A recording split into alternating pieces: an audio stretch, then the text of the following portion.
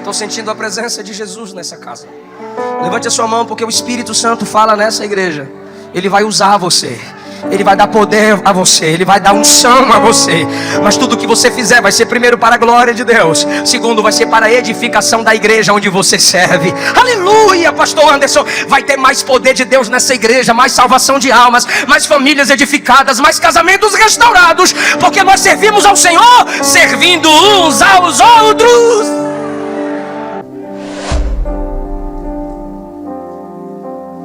Podemos ler Atos 13? Versículo 1. E na igreja que estava em Antioquia havia alguns profetas e doutores ou mestres, a saber, ou estes eram Barnabé e Simeão, chamado Níger ou Niger, Lúcio, Cirineu e Manaém, que fora criado com Herodes o tetrarca, e Saulo. E servindo eles ao Senhor e jejuando, disse o Espírito Santo: apartai-me a Barnabé e a Saulo para a obra que os tenho chamado. Então, jejuando e orando, e pondo sobre eles as mãos, os despediram. Amém. Queridos, essa igreja local, essa igreja estabelecida num lugar que antes não tinha possibilidade aparente de se ter ali uma igreja semelhante a esta, por causa daquilo que ela se tornou. Uma igreja equilibrada em alguns aspectos. A palavra de Deus, ela vem confirmando quem já somos, mas ela também vem nos ensinando o caminho daquilo que devemos nos tornar. Então, quando você ouve uma mensagem e você pratica o que naquela mensagem está, Deus confirma você, estabelece você. E quando você ouve uma mensagem e diz: opa, eu preciso alcançar isso aqui, é Deus aperfeiçoando você. Então, nós, quando abrimos a Bíblia em Atos dos Apóstolos, desde o capítulo 1, Lucas se dedica a escrever esse livro a alguém, óbvio, de influência, que há uma grande possibilidade dele ter financiado tanto o registro quanto a divulgação desse livro naquele tempo. Esse homem é alcançado pela história da igreja primitiva. Lucas dá destaque à obra do Espírito Santo, capacitando a igreja para fazer missões. E em Atos você vê a igreja crescendo nos dons, pelo poder do Espírito Santo. Quando você lê João, a ênfase que João dá é: o Espírito Santo gera a regeneração. Quando você lê as cartas paulinas, a ênfase paulina é: o Espírito Santo gera santificação. Mas quando você vê os registros lucanos, que são Lucas e Atos, você vê o Espírito Santo gera capacitação. Então nós pregamos, cremos na contemporaneidade dos dons. Sabemos que Deus ainda usa os seus. E nós nos baseamos em Atos, também no registro de Lucas, para dizer que o Espírito Santo dá poder, o Espírito Santo gera movimento, o Espírito Santo opera através das línguas, profecias, visões, revelações e maravilhas. Sim ou não? Então alguém pode olhar para nós e dizer: isso é ser cheio do Espírito Santo? Ser cheio do Espírito Santo é santificação, é caráter. É claro que eu vou concordar. Porém, de qual pressuposto você parte para me dizer que a ação do Espírito é apenas evidenciada na santificação e no caráter? Aí, quem discorda dos dons na igreja vai dizer: na Bíblia. Aí você vai dizer: mas a minha igreja canta, pula, grita, fala em línguas, profetiza e crê nos sinais e maravilhas, também baseada na Bíblia. Ou seja, partindo de quem você me corrige? Dos textos de Paulo. Paulo diz que a obra do Espírito Santo em nós é a santificação. Você diz, concordo. Mas Lucas diz que a obra do Espírito Santo em nós é a capacitação, é o poder de Deus para exercermos a obra missionária. Então, se nós temos apenas uma visão, nós teremos uma igreja desequilibrada. Mas quando eu olho para a igreja de Antioquia, eu vejo que esta era uma igreja equilibrada. Assim ela se torna memorável e até mais influente ministerialmente falando do que Jerusalém, a primeira, a sede.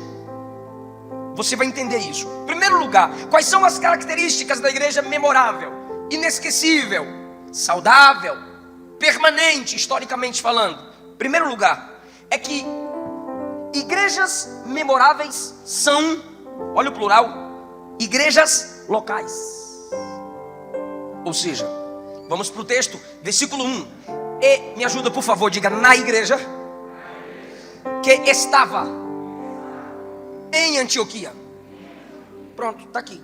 Ou seja, na igreja que estava em Antioquia. Não está escrito assim: na igreja de Deus tem profetas, na igreja de Deus tem mestres, na igreja o Espírito fala. Não, está escrito assim: na igreja que estava em Antioquia era assim, assim, assim, assim. Por que o texto diz na igreja de Antioquia era assim?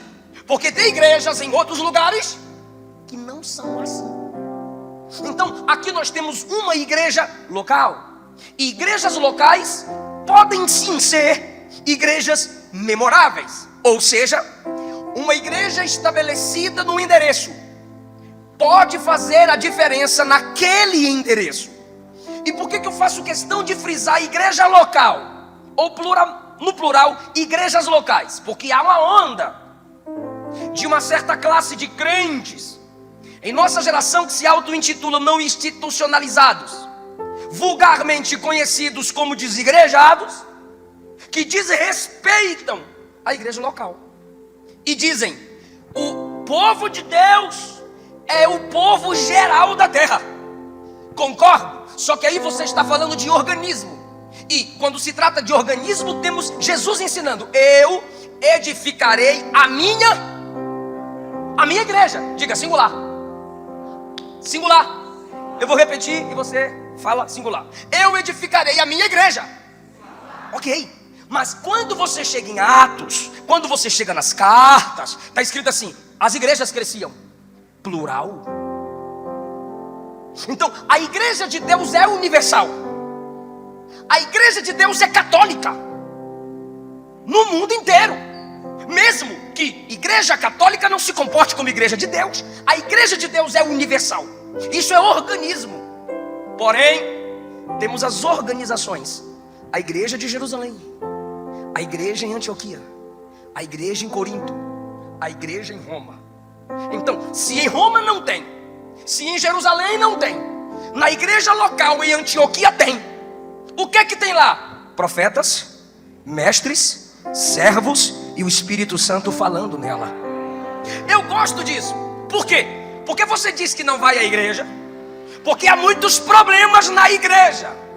Interessante é que Deus sempre está abrindo uma porta aqui, outra porta ali, e você pode sim pesquisar e dizer qual igreja está mais perto da Bíblia. Ah, pastor, eu congrego nessa igreja bagunçada, eu congrego nessa igreja antibíblica, eu congrego nessa igreja que não tem nada de poder de Deus, nem Bíblia, eu congrego nessa igreja que não tem nenhuma ligação com a teologia histórica, porque eu moro longe da igreja bíblica. Irmão, é melhor você congregar numa igreja distante, perto da Bíblia, do que congregar numa igreja perto, longe da Bíblia. Igrejas locais podem fazer a diferença. E assim, igrejas locais. A igreja, na igreja que estava em Antioquia. Então Deus tem, através das organizações, feito com que o seu organismo, igreja, cumpra a sua missão. As organizações, igrejas locais, as congregações devem trabalhar para manter o organismo. Ou seja, as igrejas visíveis precisam ser representações legais e fiéis da igreja invisível. O que é a igreja invisível? É que tem crente lá no Japão cheio do Espírito Santo agora e eu não estou vendo. Mas o meu comportamento cheio do Espírito Santo, visto aqui, se alguém sai daqui, vai lá para o Japão e diz: rapaz, do mesmo jeito que Deus opera lá, Deus opera aqui. Ou seja, a igreja visível, confirmando momentaneamente em vários locais, a igreja invisível, a igreja que eu conheço, deve confirmar o caráter da igreja que só Deus conhece. A igreja que Deus conhece está pautada aqui, mas você só vai conhecer a igreja que Deus conhece se você conhecer a Bíblia. Então você olha para a Bíblia e diz: essa é a igreja de Deus. Você olha para as igrejas locais e diz: será que essa é a igreja de Deus? Mas antes disso você tem que se perguntar: será que onde eu congrego eu coopero para que essa igreja onde eu congrego seja a igreja de Deus? Porque é muito fácil olhar para a igreja e dizer: problema dessa igreja aqui é o ar-condicionado. Não, o problema dessa igreja aqui é o aquário. Não, para mim o problema dessa igreja é o câmera. Não, o problema dessa igreja é o sonoplasta. E a sua língua fica onde? Porque a gente chega na igreja e diz: o que essa igreja pode fazer por mim? A pergunta é: o que você pode fazer pela igreja? A igreja não é sua serva. Segundo lugar, a igreja memorável, primeiro, é uma igreja local. Porque tem gente que se pergunta: onde você congrega? Onde me receber. É gente que gosta de aprontar ali, cai ali, aí não confessa, não aceita ser tratado ali, muda de convenção. Aí mudou de convenção, caiu, muda de novo, muda de igreja. Caiu, muda de igreja de novo. Aí vai mudando, mudando. E onde vai parar, pastor? No inferno, irmão. Porque não senta para ouvir, não cala para aprender, não se submete, não aceita o tratamento que a igreja, o exército de Cristo, tem para torná-lo melhor. Esse tipo de gente que não tem endereço geográfico, referencial geográfico, onde você congrega, qualquer lugar. Quem é seu pastor? Qualquer um. É gente da anarquia, vida bagunçada, desorganizada. E igreja não é assim. Então, igreja local tem regras, tem leis estabelecidas na palavra. Você percebe que quando Paulo escreve, ele diz: escreva a igreja de Deus em Corinto, 1 Coríntios 1, 2 Coríntios 1, aos santos em Roma, Romanos capítulo 1, a igreja de Deus em Filipos, Filipenses capítulo 1, as igrejas de Deus na Galácia. Enquanto Corinto tinha uma, enquanto Roma tinha outra, enquanto Antioquia tinha uma, na Galácia Paulo diz as igrejas na Galácia. Quando você lê Apocalipse 2 e 3, as igrejas na Ásia. Então tem setores que tem mais igrejas do que as outras, e para cada uma, Jesus tem uma palavra. Jesus tem uma palavra. Jesus tem um povo nelas. Sempre tem algo a ser corrigido, mas também nessa igreja tem algo que gera glorificação ao nome do Senhor. Segundo lugar, a igreja memorável é influente sem ser pertencente. Segundo lugar, a igreja memorável, ela é influente sem ser pertencente. Vou ler de novo, capítulo 13, versículo 1. Na igreja que estava em Antioquia. Qual é o nosso costume de falar? Hoje eu vou lá na igreja do PSU. Hoje eu vou lá na igreja de Brasília. Hoje eu vou lá na igreja de Goiânia. Aí você olha para a Bíblia, não é a igreja de, é a igreja em. Porque não é Antioquia que forma a igreja. A igreja não pertence a Antioquia. A igreja pertence a Jesus. A igreja está em Antioquia sem ser dela. Porque se a igreja é do setor, o setor manda nela. Se a igreja é do setor, aqui é o que? Não é prefeito não, aqui é o que? O administrador manda nela. Se a igreja é da cidade, o prefeito manda nela. Se a igreja é do país, o presidente manda nela. Mas quando a igreja é de Jesus, não há governo terrenal que mande nela. Ele disse: eu edificarei a minha igreja. Então às vezes o governo vai na contramão da igreja. E a igreja faz o quê? Continua na contramão, embora ver quem é que vai passar por cima de quem. Quantas igrejas aí sofrendo por causa do comunismo? No interior da China, o pentecostalismo está crescendo, mas estão dizendo assim, ó, proibido falar o nome de Jesus. Aí dentro de casa, a família se reúne e começa a orar em nome de Jesus. O pastor falou aqui, nós respeitamos as autoridades. E é óbvio, Romanos capítulo 13, desde que a ordem das autoridades não fira o princípio que Jesus ensinou à igreja. Se é para ferir os princípios que o dono da igreja decretou a ela, aí a gente vai para cima, irmão. vai, irmão, esses dias eu postei um vídeo. Aí o que mais fizeram e me marcaram foi: por sua causa, muitos pastores vão ser presos, porque você influencia muitos jovens pregadores. E se esses jovens pregadores, daqui a 20 anos, continuarem pregando o que você prega, as igrejas vão fechar e eles vão para a cadeia. Eu disse: a gente vai para a cadeia, mas não nega a verdade, não nega o nome de Jesus. Por quê? Porque a igreja não é do país. A igreja é influente sem ser pertencente. Ela está aqui para influenciar, ela está aqui para mudar vidas, ela está aqui para transformar vidas pelo poder do evangelho. Mas ela não está aqui para dizer: o governo vai calar a nossa boca. Ela não está aqui para se amoldar ao sistema mundano. Eu estou falando de sistema que se opõe a Deus. Não, não e não. A igreja estava em Antioquia. Por quê? Porque ela é influente sem ser pertencente. E eu volto para as cartas. O que Paulo diz no início de cada carta? A igreja de Deus que está em Roma, a igreja de Deus que está em Éfeso, a igreja de Deus que está em Colossos, as igrejas de Deus que estão na Galácia, a igreja de Deus que está em Corinto. Então a igreja é um povo influente sem ser pertencente. Olha a influência daquela igreja. Versículo 1. Quem congregava ali? Tem um homem que você vê a influência da igreja: Manaém, criado com Herodes. Herodes odiava a igreja. Herodes era governador.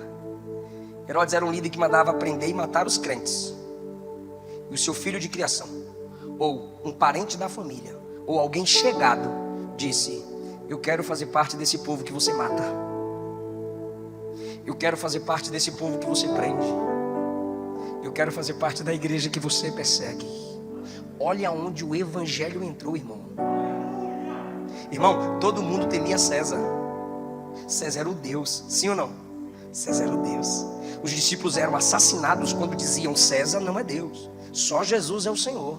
E aí você vê Paulo escrevendo: eu saúdo os santos da casa de César. Ou seja, os homens que se prostravam perante as imagens de César e lhe ofereciam incenso, começaram a se converter. A igreja, ela é influente sem ser pertencente. Se ela pertencesse a esse sistema mundano, ela deixaria de ser perseguida. Mas como ela não pertence, ela é apenas influente, é claro, irmão, que ela vai ser perseguida. Mas se ela deixar de ser perseguida por leis, se ela deixar de ser perseguida por sistemas, é porque ela deixou de ser a igreja verdadeira. IDEPS, IDEPS, pastor. Essa responsabilidade está sobre vocês. Vocês são uma igreja local que pertence a um reino universal. Vocês são influentes sem serem pertencentes, porque nós não somos daqui. Aleluia! Nós aguardamos a cidade que está descendo, a Nova Jerusalém. Não pertencemos a esse sistema. Terceiro lugar, palavra que eu mais repeti na introdução: a igreja saudável, ela é equilibrada ministerialmente. Versículo de número 1. Na igreja em Antioquia havia alguns profetas e mestres. Profetas e mestres. Ou seja, é uma igreja que tem equilíbrio ministerial. Irmão, nós que cremos na ação do Espírito, no poder do Espírito derramado sobre a igreja, precisamos olhar para a igreja e descobrir quem são os profetas nessa igreja. Olhar para a igreja e perguntar: quem são os mestres nesta igreja? Onde está o equilíbrio? O equilíbrio aqui: uma igreja apenas com profetas, muitos pecados serão denunciados. Muitos que estão andando em caminhos errôneos serão corrigidos. E profeta não é muito paciente, não. Mas se nós só tivermos uma igreja assim, parece-me, principalmente na geração em que estamos vivendo, teremos muita gente ferida. A igreja precisa do equilíbrio entre profetas e mestres. Porque o profeta vai pegar o microfone e vai dizer assim: ó, não minta! Quem mente é filho do cão. Quem mente é filho do diabo. Não adultere. Deus vai humilhar você. Deus vai se vingar de você. 1 Tessalonicenses 4. Não roube. Se você roubar, você se assemelha a Satanás, que veio matar, roubar e destruir. Eu agradeço a oportunidade em nome de Jesus. É o profeta. Aí o mestre vai dizer: boa noite, paz e graça seja com todos. Não roube. Não roube, Porque a Bíblia diz para não roubar. Mas como não roubar? Trabalhando. Porque a Bíblia diz que roubava, pare de roubar e trabalhe para ter com o que repartir. Não minta. Porque se você mentir, você não confirma que você pertence a Jesus, que é a verdade. Mas como deixar de mentir? Conhecendo a verdade. Você percebeu que o profeta mostra, o profeta, ele fecha o atalho. O mestre, ele mostra o caminho certo. Entendeu não? Eu vou repetir tudo. O profeta mostra o caminho errado e fecha. O mestre vem e diz, o caminho certo é por aqui. Aí você vai olhar para o profeta e dizer, cala a boca, ignorante. Então tu está roubando, mentindo, adulterando. Aí você vai olhar para o mestre e vai dizer, muito frio, muito calmo, só quer mostrar que tem conhecimento. Se ele tem conhecimento, ele vai mostrar o quê? Burrice. É o equilíbrio da igreja. É por isso que tem irmãos que nem vêm no círculo de oração quando as irmãs estão no poder. As irmãs do coquinho, dos bracinhos, mete o dedo na cara, irmão, e diz, desce, se humilha, se converta. Eu tinha medo quando minha mãe me levava para o círculo de oração, depois que eu tinha brigado com meus irmãos. Até disso eu tinha medo. Porque numa família de baiano, nordestino, arretado, 5 machos, 5 meninos, a gente brigava por tênis, por meia, por prato de comida, por doce, por coca. E se batesse em mim, levava de volta. Elias, eu, Tiago, Daniel, Felipe o menor era na pedra, metia a pedra e corria. Eu metia um chutão, ele caía e rolava. E aquela briga de irmãos, bora pro círculo de oração. Eu dizia, não vou não. E a mensagem era, ó. E uma vez, uma delas apontou o dedo na minha cara. Salvação é dom, mas dom não é salvação. Às vezes você se pergunta, por que meus pais cobram mais de mim? É porque aqui é muito dado, mas é cobrado. O profeta é doido, irmão. Não chama no cantinho, não. Mestre chama no cantinho. O que aconteceu? Tu nunca mais veio para a igreja. Qual o seu telefone para eu te buscar? O profeta é doido igual eu. A mesma distância da igreja e te visitar é tu sair da tua casa e vir para a igreja.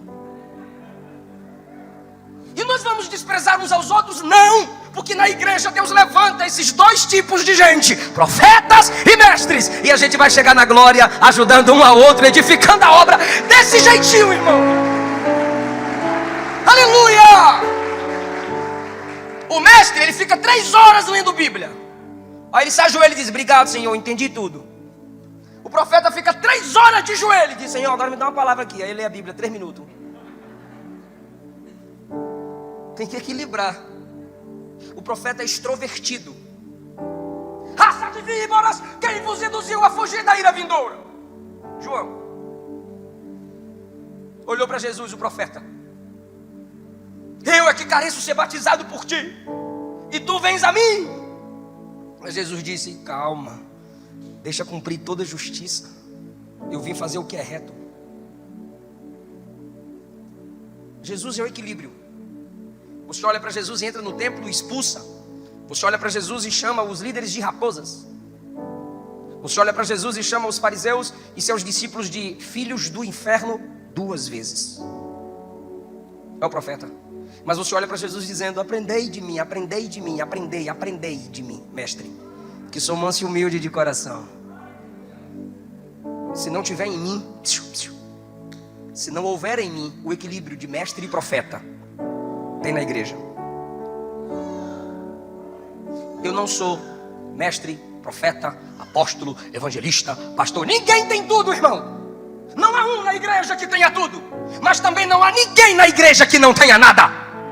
Se o Espírito Santo age em você, há algo na sua vida a ser feito na obra de Deus, para que o nome dele seja glorificado. Diga, eu não sou tão cheio para que tenha tudo. Levanta a mão, irmão, diga, eu não sou tão vazio que não tenha nada.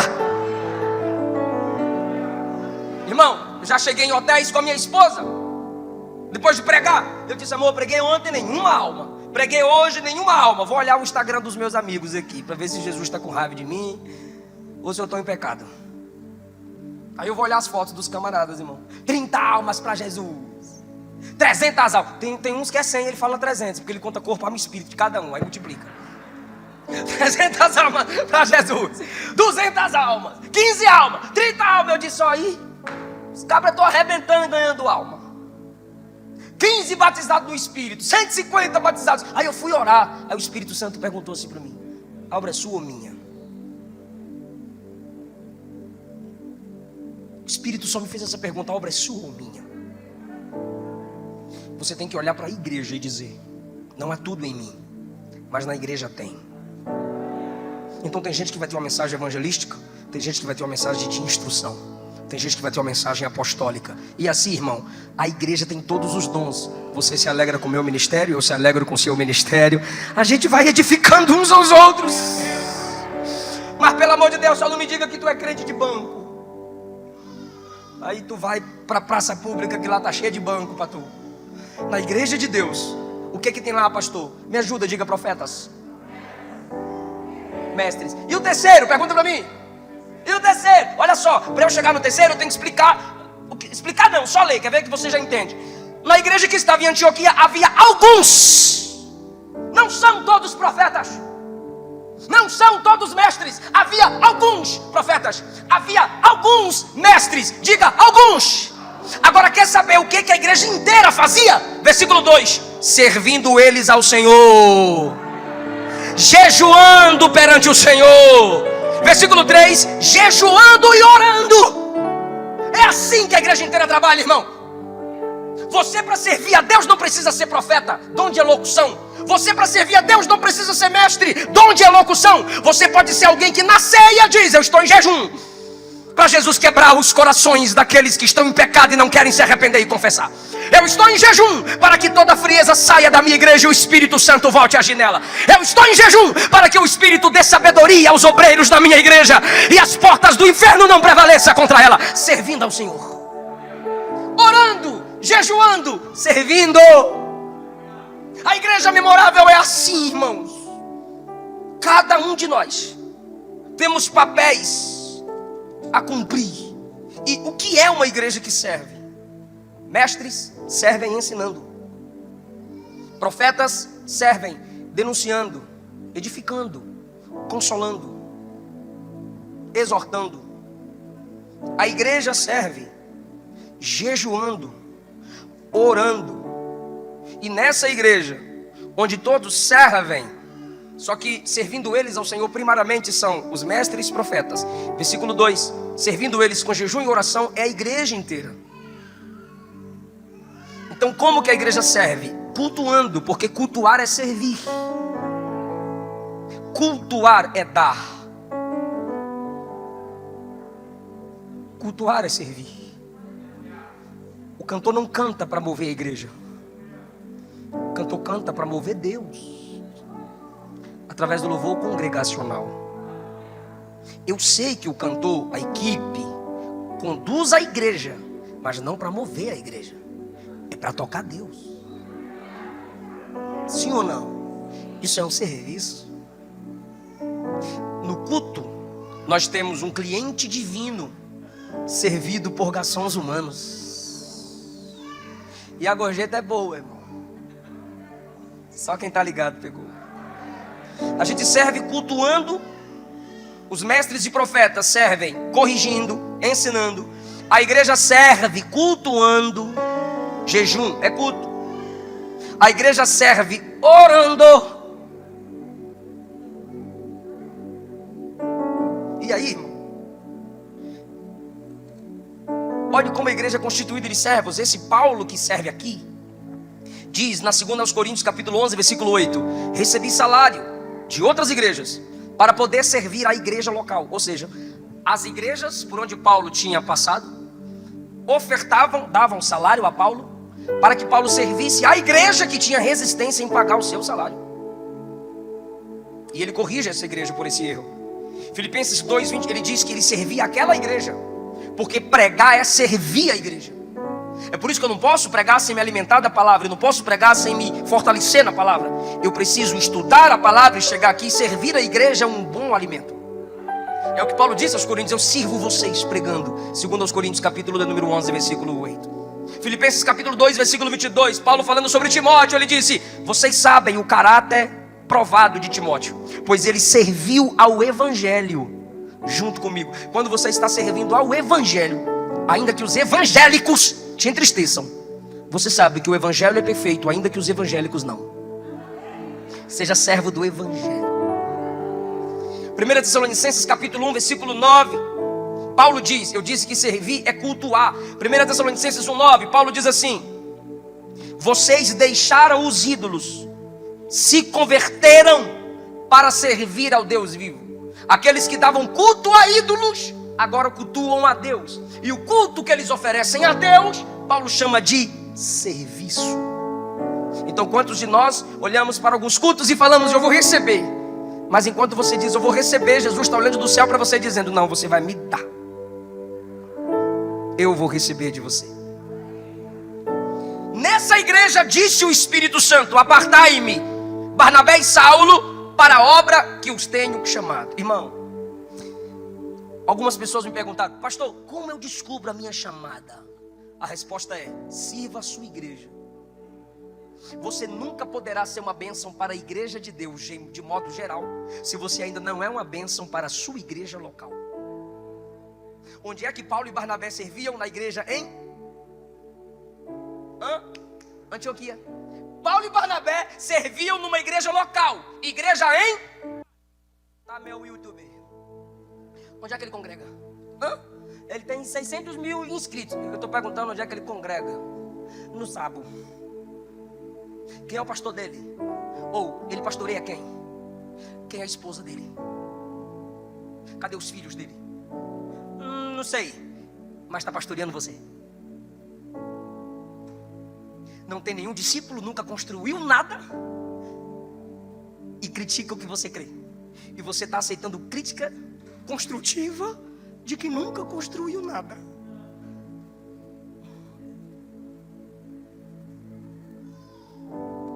Conteúdo da teologia.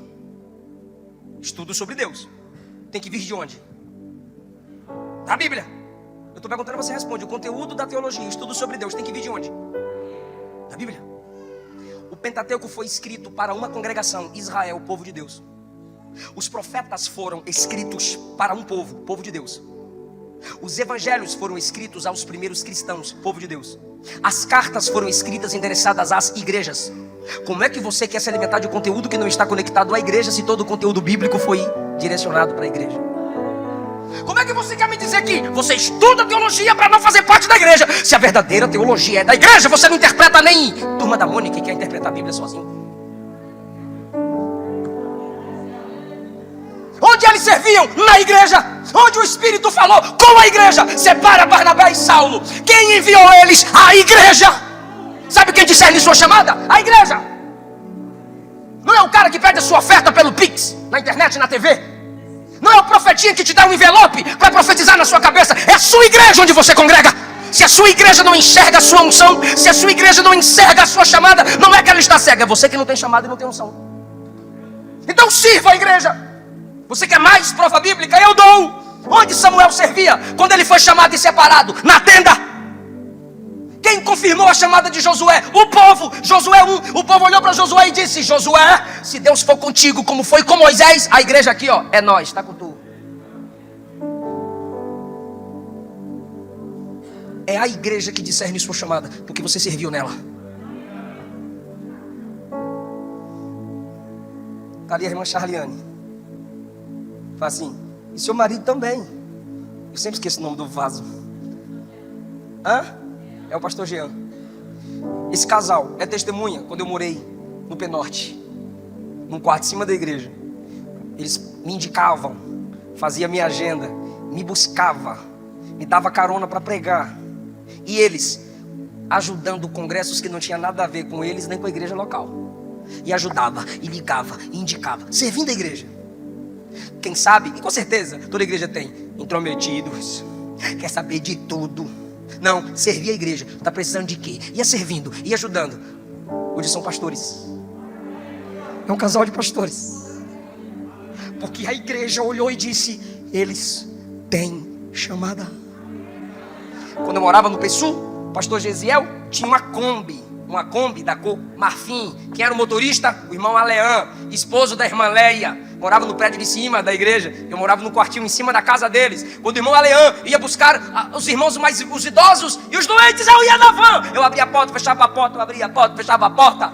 E eu ia na frente querendo aprender a dirigir. E quando, aí eu não sou bestalhado, quando a Kombi lotava, eu começava a falar de um texto bíblico, eu começava a falar as revelações que eu tinha. E um ia falando pro outro, Eliseu prega, Eliseu tem uma boa visão de texto. Aí começaram a me colocar ciclo de oração, culto de jovem, congresso. Comecei a pregar em congressos gerais. Sirva a sua igreja e o Deus da igreja vai confirmar sua chamada. Alguém está entendendo essa palavra? Aleluia. Não chegue depois que está feito para criticar. Chega antes para ajudar a fazer alguma coisa. Sirva a sua igreja e Deus vai servir você com unção, com graça, com honra. Estou sentindo a presença de Jesus nessa casa. Levante a sua mão, porque o Espírito Santo fala nessa igreja. Ele vai usar você. Ele vai dar poder a você, Ele vai dar unção a você. Mas tudo que você fizer vai ser primeiro para a glória de Deus. Segundo, vai ser para a edificação da igreja onde você serve. Aleluia, pastor Anderson. Vai ter mais poder de Deus nessa igreja, mais salvação de almas, mais famílias edificadas, mais casamentos restaurados, porque nós servimos ao Senhor, servindo uns aos outros. Deus não te enche para você explodir. Estou tão cheio aqui, irmão, que eu nem sei o que é que eu falo. Então, cala a boca. Eu orei a noite toda. São que horas aí, irmão, que orou a noite toda? Vamos e remenequeia. Não, quando Deus te enche é para edificar alguém. Quando Deus te enche é para você ser bênção na vida de alguém. Você pode ser cheio na individualidade, mas tem que transbordar na coletividade. Para que é o dom de curar? Não é para tu evitar tomar Nador nem Doril. Se você tem um dom de cura, eu duvido que toda vez que você está doente, você põe a mão e a doença sai na hora. Eu, Eliseu Rodrigues, pentecostal, duvido. Mas acredito que você coloca a mão no outro, o outro é curado. E tu diz, sai! E não sai. Mas tu ora pro outro, sai! E sai. Deus te deu dom de visão, revelação. Deus te usa para instruir outras pessoas. Mas você já foi enganada, já foi enganado. Eu tenho o dom de revelar os outros e eu.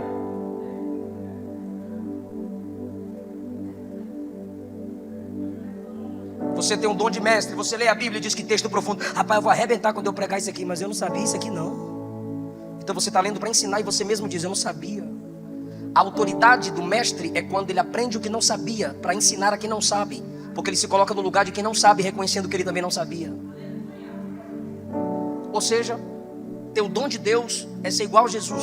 Mateus 4, o diabo disse, transforma a pedra em pão. Jesus não transformou a pedra em pão. Mas quando a multidão sentiu fome, Ele multiplicou o pão para alimentar a multidão.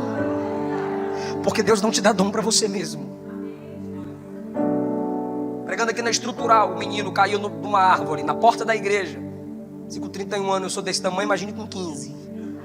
Eu tinha 15 anos, então as crianças iam tudo ver o pregador mirim pregar. O menino caiu, irmão, porque não cabia dentro da igreja. Sabe o que a mãe fez? Arrastou o menino sangrando, ouvido, nariz e boca. Ora por ele, pregador. Eu falei, eu não, pastores, vem cá me ajudar. Colocamos a mão, o menino ressuscitou. Mas ajoelhado na cama, de meia-noite às 3 da manhã, eu orando pela minha esposa. Cura minha esposa, Jesus. E Jesus não curou. 2 Timóteo 4. Paulo curou tanta gente, mas ele disse assim sobre um amigo dele: eu deixei Trófimo. Eu deixei. Deixa eu ver se é esse nome mesmo, porque é feio mesmo, mas tem que falar o nome certo. Mesmo que o nome seja feio, tem que falar certo. 2 Timóteo capítulo do número 4. Acertei. Versículo 20. Ele diz assim: eu deixei Trófimo doente em Mileto. Eu deixei ele doente. Mas é o apóstolo Paulo, o cabra que Jesus veio a ele, o cabra que Jesus levou ele lá no terceiro céu, o maior plantador de igrejas, o seu amigo. Ele disse: eu deixei ele doente. É claro que Paulo orou, irmão. Quem sabe Paulo pegou o lenço. Vai, lenço.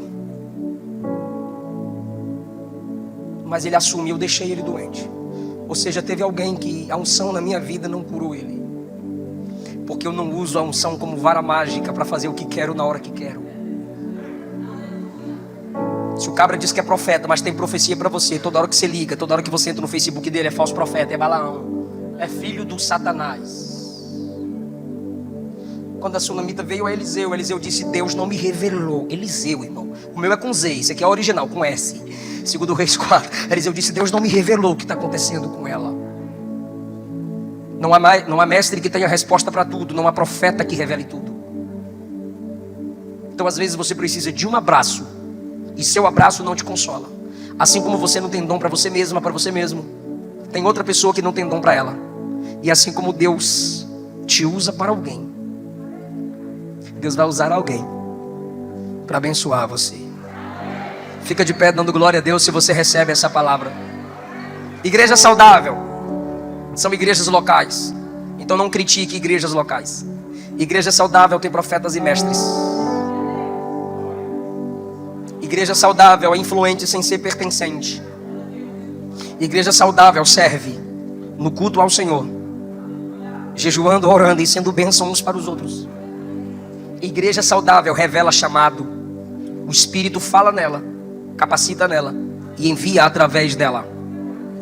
Muitos estão sendo enviados, dando trabalho para Satanás e trabalhando para Jesus, porque a igreja que ouve o Espírito Santo as enviou. Que haja, queridos, um coração missionário em cada um de nós a partir desta noite. Que o Espírito Santo faça de você um missionário. Onde você estiver, você vai transbordar lá do que você recebeu aqui.